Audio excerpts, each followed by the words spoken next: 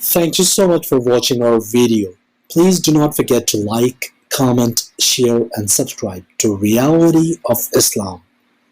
ROI की speeches को subscribe करके बेल आइकॉन पर जरूर क्लिक करें। जज़ाकल्लाह।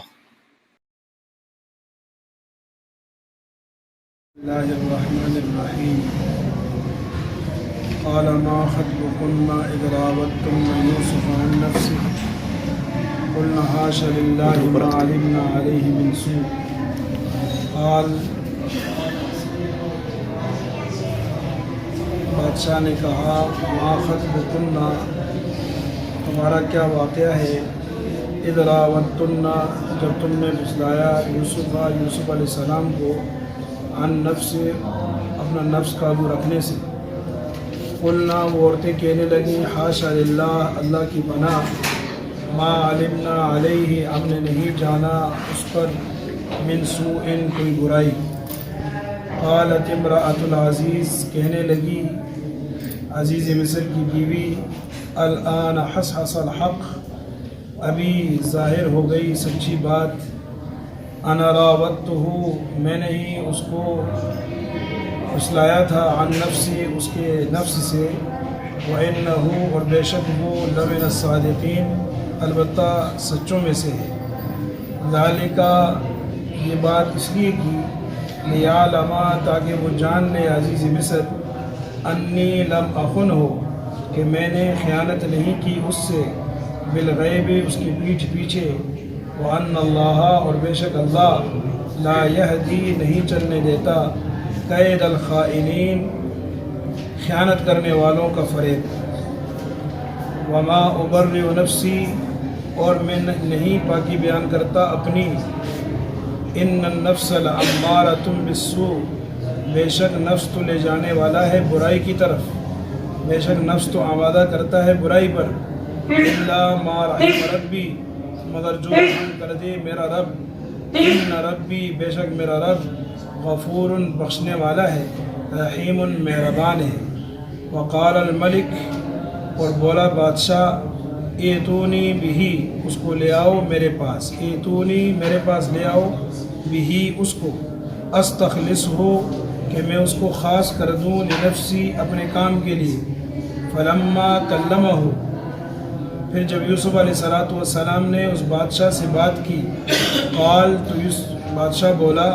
انک الیوم تو آج کے دن لدینا ہمارے ہاں مکین جگہ پانے والا ہے امین اور معتبر ہے قال اجعلنی یوسف علیہ السلام نے فرمایا مجھے مقرر کر دے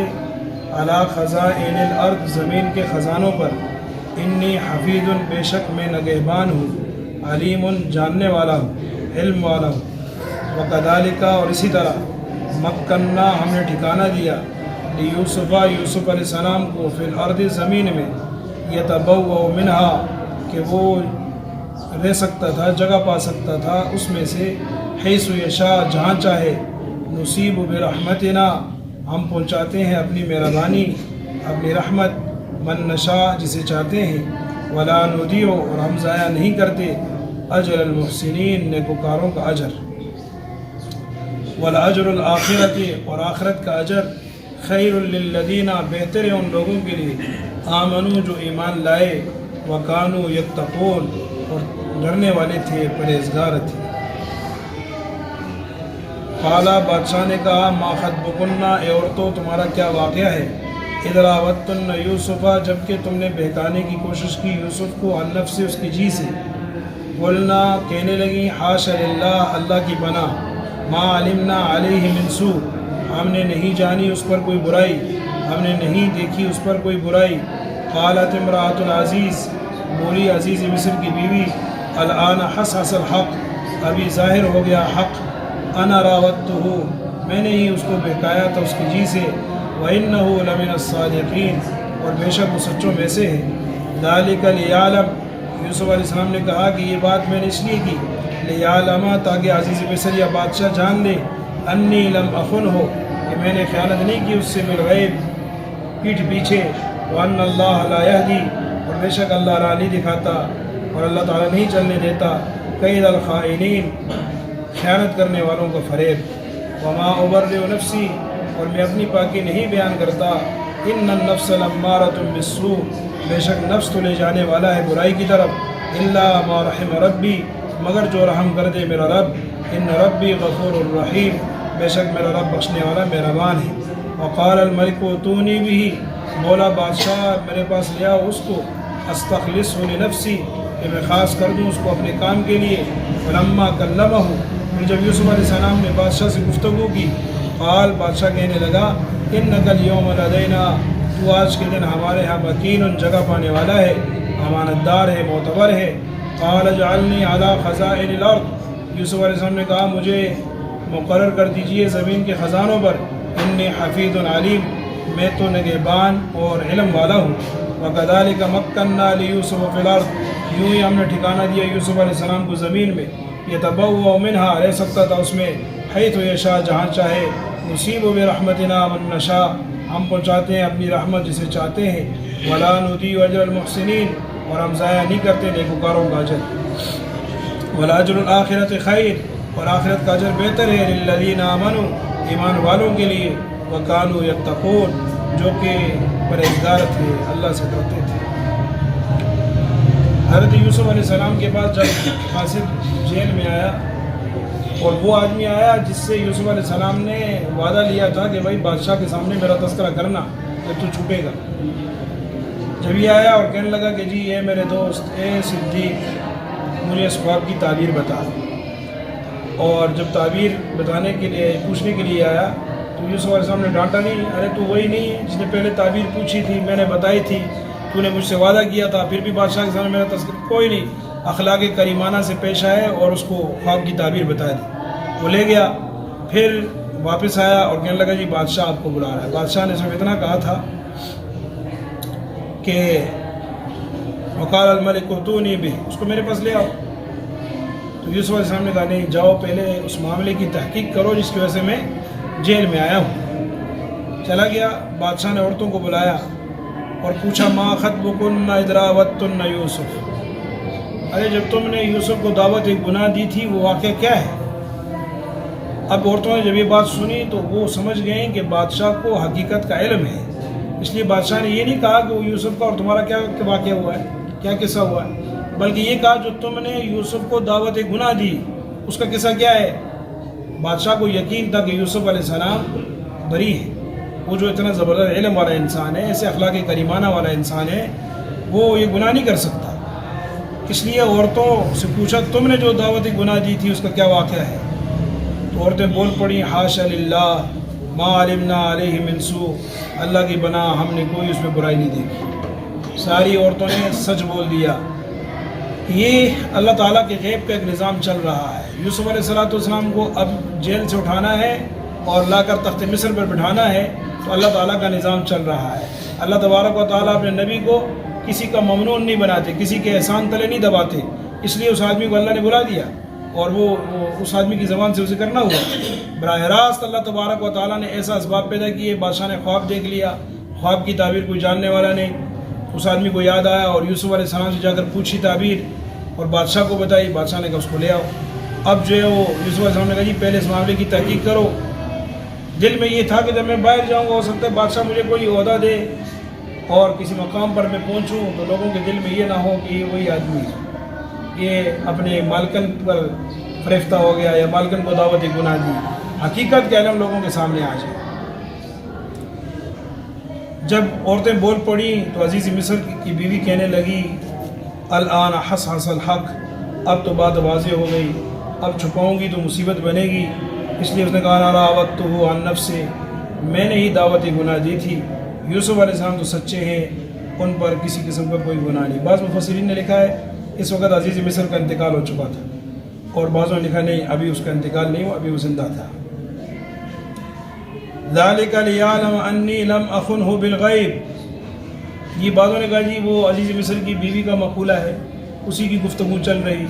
وہ کہہ رہی جی میں نے یہ اس لیے کیا، یہ سچ اس لیے بول دیا کہ یوسف کو پتہ چل جائے کہ میں نے اس کی پیٹھ پیچھے جب وہ موجود نہیں تھا میں نے کوئی خیانت نہیں کی، سچی بات بتا دی۔ اور اکثر مفسرین کہتے نہیں، یہ اگر یوسف علیہ السلام کا مقولہ ہے کہ یوسف علیہ السلام کے پاس جب جیل میں دوبارہ یہ قاصد کیا کہ بھائی تحقیق ہو گئی، معاملہ صاف ہو گیا، اب آپ تشریف لائیں، تو یوسف علیہ السلام نے کہا ذالک لیعلم، یہ میں نے اس لیے کیا تاکہ عزیز مصر جان لے کہ میں نے اس کی پیٹھ پیچھے کوئی خیانت نہیں کی، میں نے نمک حرامی نہیں کی، میں نے جو ہے وہ اپنی مالکن کو دعوت گناہ نہیں دی، میں اس میں بے گناہ ہوں۔ وَأَنَّ اللَّهَ لَا يَهْدِي كَيْدَ الْخَائِنِينَ، اور دوسرا لوگوں پر بھی واضح ہو جائے کہ اگر میں آتا اور بادشاہ مجھے کوئی عہدہ دیتا تو لوگ سمجھتے کہ شاید جو آدمی جو ہے وہ غلط کار ہوتا ہے اور جو آدمی جو ہے وہ خائن ہوتا ہے وہ بڑے بڑے عہدے پا لیتا ہے، جیسے ہمارے یہاں مشہور ہے جو جتنا بڑا جھوٹا ہوگا، جتنا بڑا خائن ہوگا تو وہ وزیر اعظم تک کے عہدے تک پہنچ جاتا ہے۔ لوگ یہ نہ سمجھنے لگے، اس لیے یوسف علیہ السلام نے کہا کہ بھائی میں نے یہ تحقیق اس لیے کی کہ لوگوں کو پتہ چل جائے کہ اللہ خائن آدمی کے فریب کو چلنے نہیں دیتا، خائن آدمی عزت نہیں پاتا، انجام کار وہ ذلیل ہو جاتا ہے جو خیانت کرنے والا ہوتا ہے۔ اور پھر ساتھ ساتھ ہی اپنا یہ بھی کہہ دیا کہ چونکہ انسان یوسف علیہ السلام نے کہا جی میری وضاحت ہوگی کہ میں بری ہوں، میں بے گناہ ہوں، ساتھ ساتھ کہہ دیا وما ابرئ نفسی، میں اپنی پاکی نہیں بیان کرتا، اپنا تزکیہ نہیں کرتا، اپنی بڑائی نہیں بیان کرتا، کیونکہ نفس تو گناہ کی دعوت دینے والا ہے۔ اللہ پاک نے قرآن مجید میں فرمایا فلا تزکوا انفسکم، اپنا تزکیہ بیان نہ کرو کہ میں تو یہ بڑا متقی ہوں، میں تو بڑا شب بیدار ہوں، میں تو یوں ہوں، میں تو یوں ہوں، بلکہ حضور علیہ السلام کو تو ایسا نام رکھنا بھی پسند نہیں تھا جس میں اپنے تزکیے کی جو ہے وہ خوبو پائی جاتی ہو۔ مثلا ایک لڑکی کا نام برہ تھا، آپ نے اس کا نام تبدیل کیا، فرمایا فلا تزکوا انفسکم وعالم بمن اتقى، اپنا تزکیہ خود نہ بیان کرو کہ میں بڑی نیک، اللہ جانتا ہے کون نیک ہے کون نہیں ہے، کون متقی ہے کون نہیں۔ ایسے نام کو بھی حضور علیہ السلام نے تبدیل کیا۔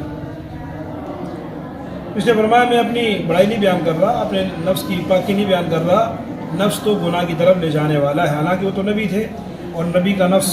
نبی معصوم ہوتا ہے اور نبی کا نفس ہمارا نہیں ہوتا، لیکن تواضعاً انہوں نے بات فرمائی، باقی ہم سب کا نفس تو ہمارا ہی ہے۔ ویسے حضور اکرم صلی اللہ علیہ وسلم نے فرمایا صحابہ کرام سے مجھے بتاؤ کہ ایک تمہارا ایسا دوست ہے، ایسا دوست ہو جس کے ساتھ تم اس کو جو ہے وہ کھلاؤ پلاؤ، اس کو کپڑے پہناؤ، اس کا عزت و اکرام کرو تو وہ تمہیں ہلاکت میں ڈال دے، اور اگر تم اس کو بھوکا رکھو، ننگا رکھو، اس کو جو ہے اس کی اہانت کرو، توہین کرو تو وہ تمہیں جو ہے وہ اچھائی کی طرف لے جائے۔ ایسے دوست کے بارے میں کیا کہتے ہو؟ تو صحابہ کرام نے کہا دنیا میں بدترین انسان یہی ہے، زمین پر بدترین آدمی یہی ہے۔ حضور علیہ السلام نے فرمایا اس ذات کی قسم اس کے قبضہ قدرت میں میری جان ہے، وہ تمہارا نفس ہے اور تمہارے پہلو میں ہے، یہ تمہارا نفس یہ ایسا ہی ہے، اگر اس کو کھلایا پلایا جائے تو یہ موٹا تازہ ہوتا ہے، گناہ کی طرف لے جاتا ہے، اس کی خواہشیں پوری کی جائیں، اور اگر جو ہے اس کو اس کی تذلیل کی جائے، بھوکا ننگا رکھا جائے جیسے صوفیاء کرام مجاہدے کرتے ہیں تو پھر یہ اچھائی کی طرف لے جاتے ہیں۔ غالباً مرزا جان جانا رحمہ اللہ تھے یا نظام الدین اولیاء رحمہ اللہ تھے، ان کے بارے میں ہے کہ دل میں چاہت پیدا ہو رہی تھی کہ تربوز کھاؤ، ایک دن 2 دن 3 دن، تیسرے دن جو ہے وہ چلے گئے بازار اور ویسے ہی انہوں نے ریڑھی سے دکان سے وہ تربوز اٹھایا اور چل دیے۔ مالک نے پکڑ لیا، اس نے کہا چوری کرتے ہو، کچھ پیشاندہ نہیں تھا، اس نے جوتا نکالا اور پٹائی شروع کر دی۔ اب جب وہ جوتا پڑے گئے اور کھا، جوتا پڑ گیا اور کھا، تو کسی نے پوچھا بعد میں اور کھا لگایا ہوا تجھے مار رہا ہے تو کہہ رہا اور کھا۔ میں نے کہا میں اپنے نفس کو کہہ رہا تھا، یہ بڑا تربوز کر رہا تھا، میں نے کہا اور لے تربوز کے مزے۔ اپنے نفس کی اصلاح کرنا، اپنے نفس کو، بلکہ ہمارے یہاں مولانا قاسم منصور صاحب کہنے لگے کہ جب ہم چلتے ہیں نا، راستے میں چل رہے ہیں کسی دینی سفر میں، کسی اچھے سفر میں، راستے میں چلتے چلتے جی کہ نہیں بس یہاں بیٹھ جاؤ جی یہاں آرام کرتے ہیں، تو انسان کہے نہیں تھوڑا سا اور، پھر وہاں پہنچ جائے تو کہ جی تھوڑا سا اور، ایسی کسی کھانے کو طبیعت ہو رہی ہے تو آدمی کہتا ہے اسے ابھی کھاتا ہوں 10 بجے کھانا کھا لیتا ہوں، تو 10 بجے کو جی آدھا گھنٹہ اور صبر کر دو، 10:30، 3 روٹی کو دل چاہتا ہے تو آدمی کہے جی چلو کھا لیتے ہیں 3 روٹی، تو پھر جو ہے وہ تھوڑی دیر بعد کہیں 2.5 کھائیں گے، پھر 2 پہ آ جائے، پھر 1.5 پہ، یوں اپنے آپ کو بہلائے جس طرح بچے کو آدمی بہلاتا نا، اس طرح بہلا کر اپنے نفس کو بھی جو ہے وہ تھوڑی سی مشقت میں ڈالے، تھوڑی تکلیف میں ڈالے تو یہ گناہوں سے رکتا ہے، پھر یہ قابو میں آتا ہے، پھر اس کی نکیل انسان کے ہاتھ میں آتی ہے، ورنہ بے قابو ہو جاتا ہے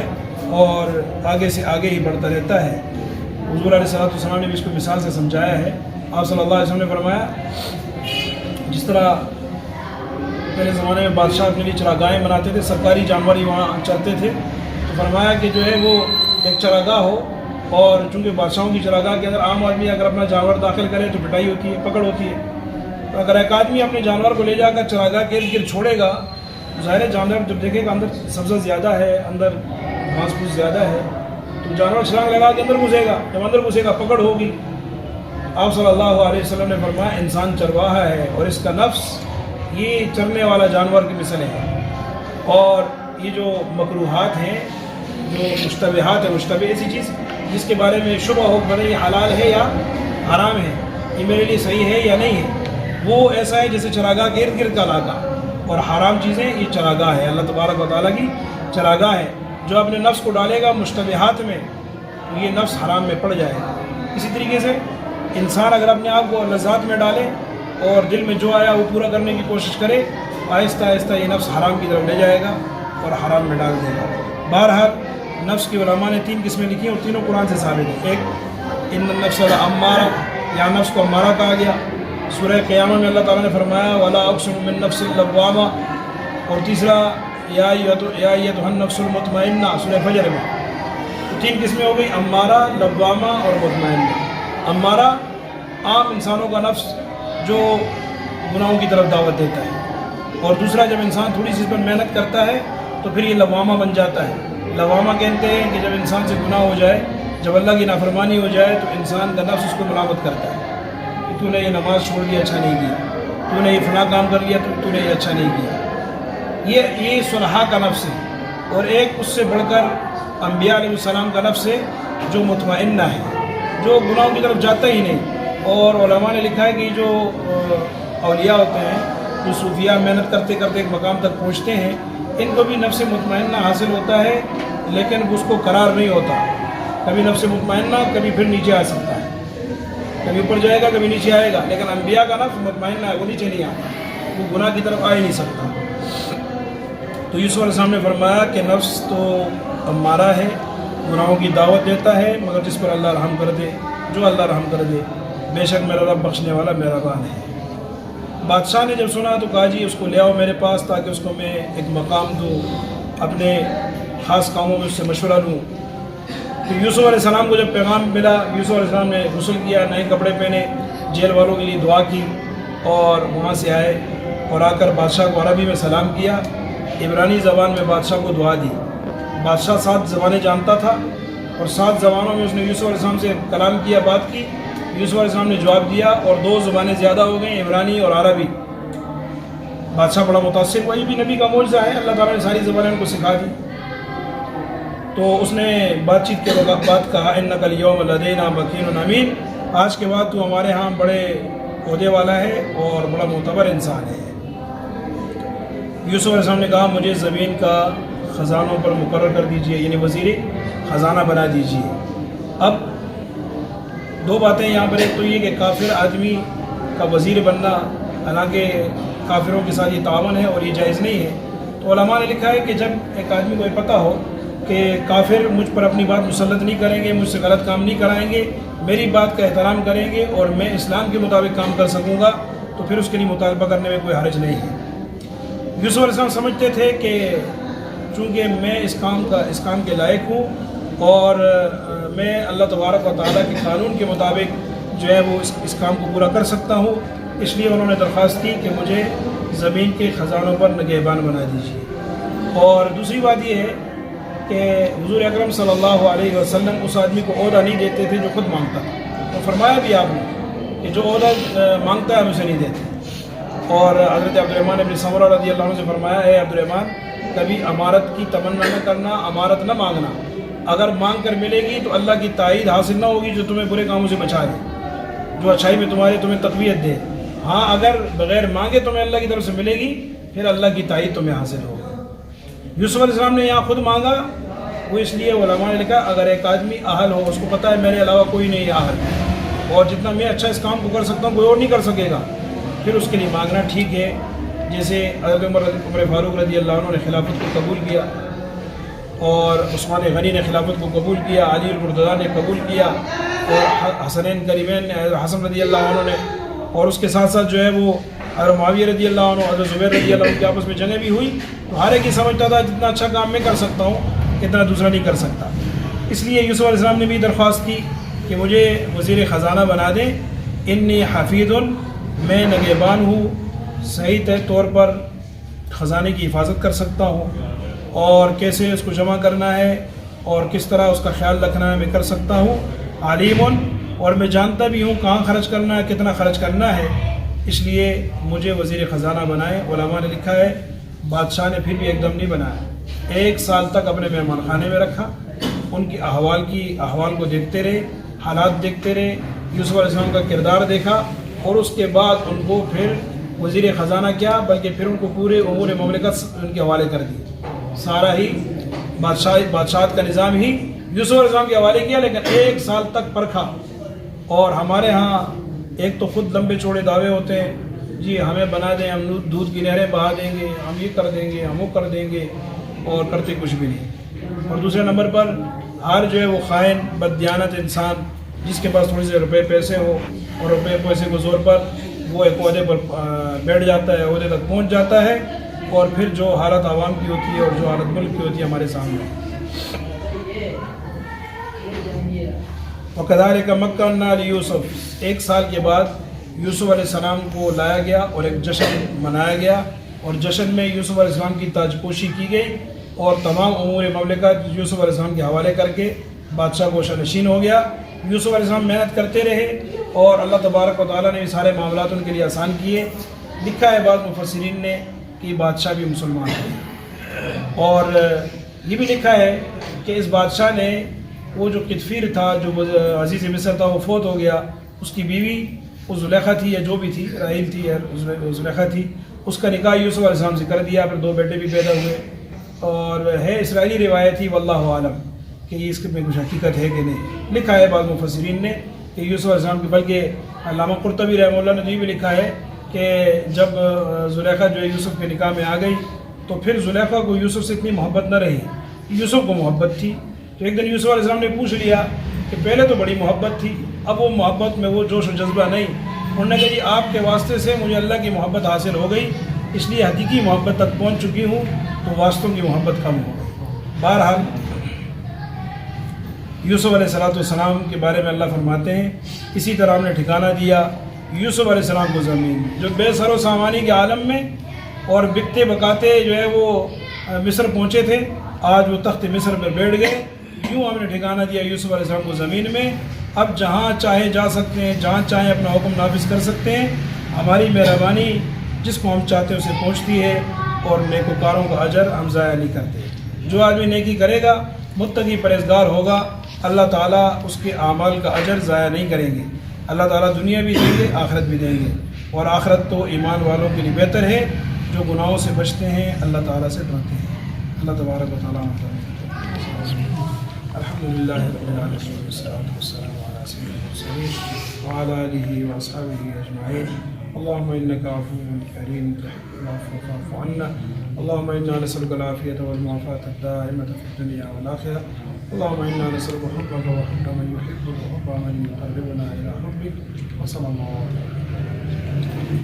Thank you so much for watching our video. Please do not forget to like, comment, share and subscribe to Reality of Islam.